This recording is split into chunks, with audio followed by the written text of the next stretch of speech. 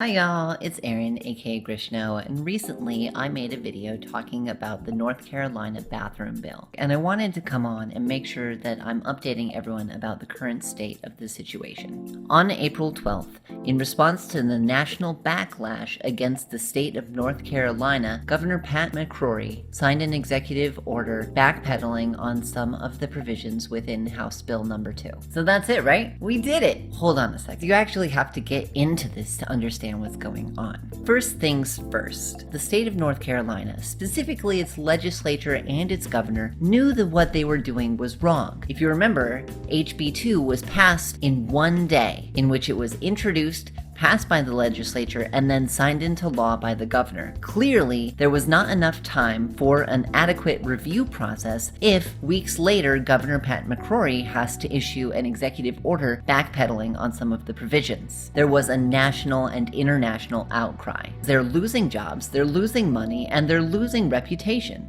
So now the governor has to do something to backpedal. And this is where the executive order comes in. In reviewing the details of the executive order, it's very clear nothing has changed regarding its treatment of LGBT individuals. The one major provision that has changed was the one that made it impossible for discrimination claims to be brought through state court, instead forcing all discrimination claims into the federal system. Many news outlets picked up the story of an elderly woman alleging age discrimination. Because of HB 2, she was forced from her existing claim into a federal system. This is a case where cisgender people were caught up in a bill meant to limit the rights of LGBT people, and this was clearly not acceptable to Governor Pat McCrory. So yes, Governor Pat McCrory has walked back some of the provisions in the bill. However, he has doubled down on the provisions specifically targeting LGBT people and specifically, and I mean it specifically, transgender people. So don't be fooled. Don't rely on just the headlines. Sure, they're walking back some parts, while at the same time doubling down on the parts that affect transgender and LGBT individuals. This is by no means a victory. This is Governor Pat McCrory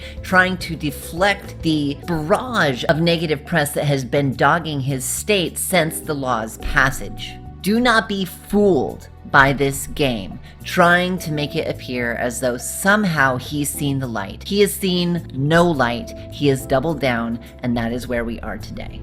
Until next time, I'm Grishno, and I'm still fucking tired of this shit. See you later.